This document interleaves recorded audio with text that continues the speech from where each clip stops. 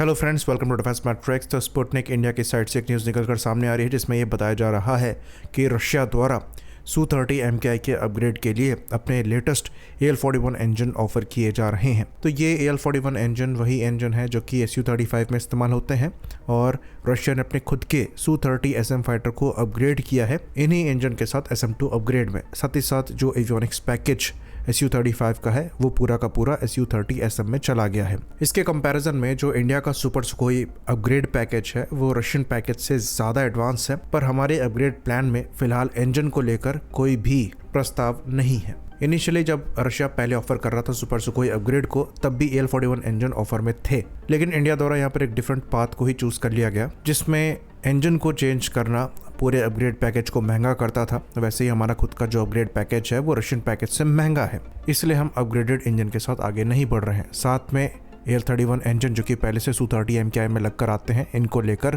पूरा manufacturing setup हमारे पास है, तो हमारे लिए इनको मैन्युफैक्चर करना आसान है और ये टाइमली मैन्युफैक्चर भी हो जाएंगे। अभी कुछ ही समय पहले इंडियन एयरफोर्स ने 240 इंजन ऑर्डर किए थे जिसमें से पहला इंजन समय से पहले HAL ने डिलीवर भी कर दिया।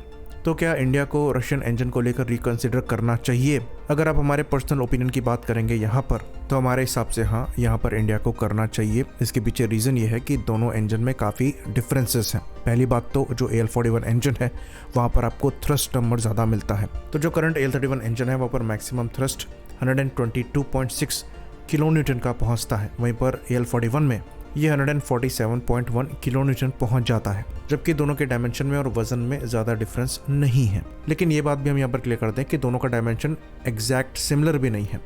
AL-41 का जो फैन डायमीटर है थोड़ा बड़ा है, तो इंजन का भी डायमीटर थोड़ा बड़ा है, लेकिन थ्रस्ट में डिफरेंस एक बड़ा बेनिफिट नहीं है। यहाँ पर जो सबसे बड़ा बेनिफिट है जिसके लिए इंजन अपग्रेड हमें ऐसा लगता है कि करना चाहिए, वो इलेक्ट्रिकल पावर को लेकर है। जो AL-41 इंजन है वो ज़्यादा इलेक्ट्रिकल पावर जनरेट कर पाता है, तो फ्यूचर में अगर आप Su-30 MKI को फर्दर अपग्रेड करना चाहेंगे, जिसके अंतर्गत और ज़्यादा पावर हंगरी सेंसर्स को लगाना चाहेंगे या फिर डायरेक्ट एनर्जी वेपन्स को लगाना चाहेंगे, तो वो ये इंजन सपोर्ट कर पाएंगे, जो कि आपको ओल्डर AL-31 इंजन से हो सकता है ना मिले।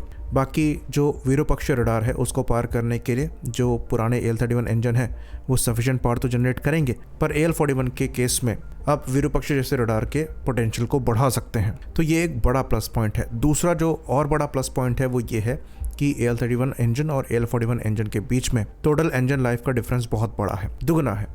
AL-31 इंजन में जो इंजन की लाइफ है ये 2000 आवर्स की बताई जाती है। हमने थोड़े बहुत मॉडिफिकेशन की है तो 2500 आवर्स तक हमें इनकी लाइफ मिल रही है। वहीं पर AL-41 में आपको 4000 आवर्स तक की लाइफ मिल जाएगी। मीन टाइम बिटवीन ओवरहॉल भी AL-41 के केस में बेटर है, जो कि 1500 आवर्स का है। AL-31 के केस में ये 1000 आवर्स का है। तो अगर आप टोटल लाइफ टाइम कॉस्ट देखेंगे तो उस केस में आपको AL-31 महंगा पड़ जाता है।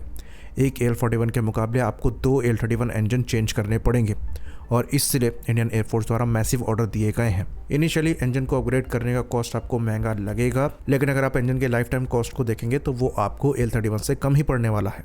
बाकी जो दूसरे बेनिफिट्स हैं वो अलग।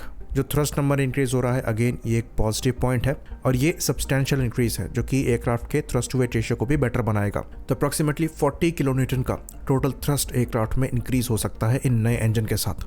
बाकी ये तो रही बात पुराने AL-41 की। इवन एरो इंडिया में रशिया ने इंडिया को एक और नया इंजन ऑफर किया था जिसे प्रोडक्ट 177S इंजन कहा जाता है। बेसिकली इसमें उन्हीं टेक्नोलॉजीज को इस्तेमाल किया गया है जो कि AL-51 इंजन को बनाने में इस्तेमाल करी गई हैं।